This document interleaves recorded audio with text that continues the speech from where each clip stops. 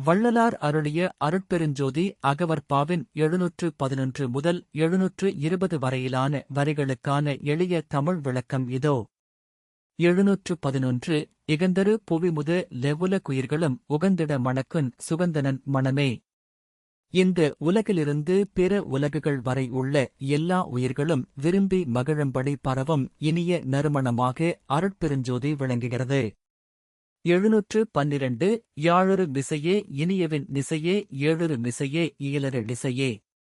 யாழிசை போல் இனிமையாகவும் 7 சுரங்களால் அமைந்த இசையைப் போல் இயல்பான அருளிசையாகவும் அது ஒலிக்கிறது. 713 திவளொளி பருவன் சேர்ந்தனல் லவளே அவளுடன் கூடி யடைந்ததோர் சுகமே. முத்து போன்ற ஒளியால் நிறைந்த பருவத்தை உடைய சக்தியுடன் ஒன்றாக இணைந்து அடையும் பேரின்பமே அது. 714 நாதனல் வரைப்பி நண்ணிய பாட்டே வேதகி தத்தில் விளைத்திருப்பாட்டே. நாதத்தின் எல்லையில் எழும் தெய்வீகப் பாடலாகவும் வேதகீதங்களில் இருந்து விளையும் புனிதப் பாடலாகவும் அது ஒலிக்கிறது. 715 நன்மார்க்கர் நாவி நவிற்றிய பாட்டே சன்மார்க்க சங்கன் தழுவிய பாட்டே.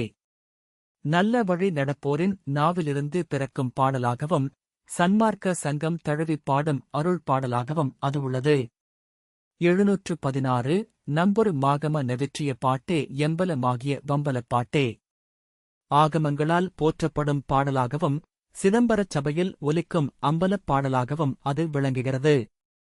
717 என் மனக்கண்ணே என்னருட்கண்ணே என்னிரு கண்ணே என்கணுன் மணியே. என் மனக்கண் என் அருள்கண் என் இரு கண்களாக இருந்து என் கண்களின் மணியாக ஒளிர்வது அருட்பெருஞ்சோதி.